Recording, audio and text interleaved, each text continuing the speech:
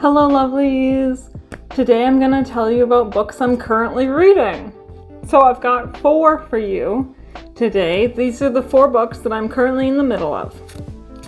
So the first one, I have to just do a little preamble to it. So my sister and I are both into reading classic novels, like classic English literature or classic European literature that's been translated into English, because I don't know about you, but I can't read 18th century French, so maybe you can, that's great for you, but I can't. So this book has to be translated for me, and this is the first one.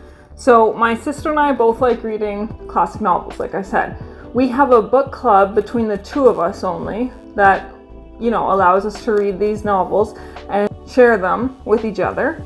And that way we have somebody to discuss the novel with, and we have somebody to keep us on track reading it. Unfortunately, we've been reading this one for about a year, and as you can see, I'm only about halfway through because I'm just not into it, unfortunately. This one is Dangerous Liaisons by, I don't know how to say his name, Delaclos?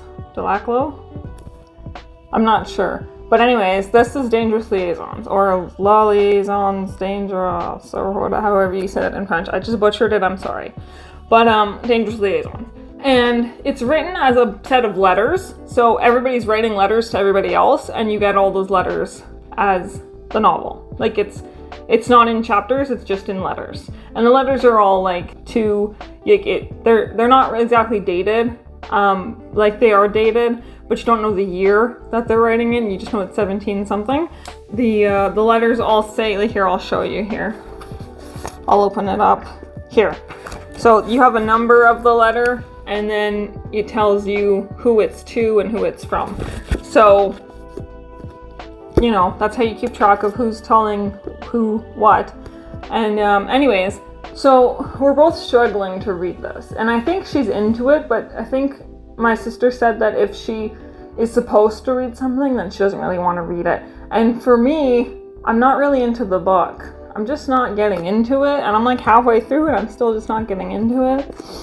So that's okay. Eventually I'll read it, and you have to see my bookmark for this. It's so cute. Look at that bookmark. Isn't that adorable? So that's my bookmark, and that's Dangerous Liaisons. That's the first book that I'm reading. Okay. The next book I'm reading is called A Brief History of the Private Lives of Roman Emperors. So this Brief History of is a series, and as you can, all of these books behind me, almost all of them are Brief History of series books. So those books I have to yet read. I read some of them, but I have to yet read all of them. And they're really good. It's a really good series. It just goes over exactly what it says it goes over, a brief history. And this one is interesting because the emperors it goes over, I'll tell you, Julius Caesar, Augustus, Tiberius, Caligula, Claudius, and Nero. You've probably heard of at least 3 of those. I'm thinking you've heard of Julius Caesar, you might have heard of Augustus, you probably heard of Caligula, and you've probably heard of Nero. So that's interesting. So I'm not... Oh no, my bookmark's falling apart. Well, that kind of sucks. Anyways, I'm not into the sections with the actual emperors yet. I've just gotten... I'll show you where I am here. That's where I am. And there's a big few introductory chapters. So, but you should stay tuned and subscribe if you want to learn some things about Julius Caesar or Nero or Caligula, because once I finish reading this book, I'm going to talk about the emperors.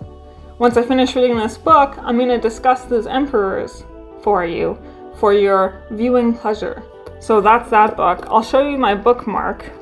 It's a bunch of penguins, and then there's a penguin hanging there. But as you can see, the bookmark tassel is falling apart. So that's a little unfortunate. Okay, next book that I'm reading is Ancient Greece. It's called Ancient Greece, A Political, Social, and Cultural History. There it is there. And this one was gifted to me by a history professor during my undergrad degree. He was my honors advisor. So in my history degree, I did an honors paper. So I did like a Bachelor of Arts honors in history is technically what it's called. And so I did a big research paper, and it was all on, I'll have to tell you about it sometime, but it was basically on the transmission of the alphabet from the Phoenicians to the Greeks. And anyways, he gave me this book because he just didn't need it anymore. So that's pretty cool. I haven't gotten that far, as you can see, but I'm in the part that is talking, where am I here? I'm in the part that's talking about government in archaic Greece. So that's before the Hellenistic period, Hellenistic period. That is, yeah, that's like the beginning of Greece. Basically, archaic Greece is like when Greece was Greece, but like it wasn't the Mycenaeans anymore, it wasn't the Mycenaeans anymore, but it was still archaic. That's why they call it archaic Greece. So still wasn't as developed as it can be, as it will be later. Let me show you my bookmark. It says, faith, hope, love, the greatest of these is love. It was a gifted bookmark to me, and it has this little tassel on the end. So that one was gifted to me, so I use that one. The fourth book that I'm currently reading is called History of the World, the story of mankind from prehistory to the modern day. There you go. So this one is really interesting. I mean, they're all really interesting except for Dangerous Liaisons, but that's okay. But this one's really good because it actually does go over the whole world at different stages in history. So this is where I am.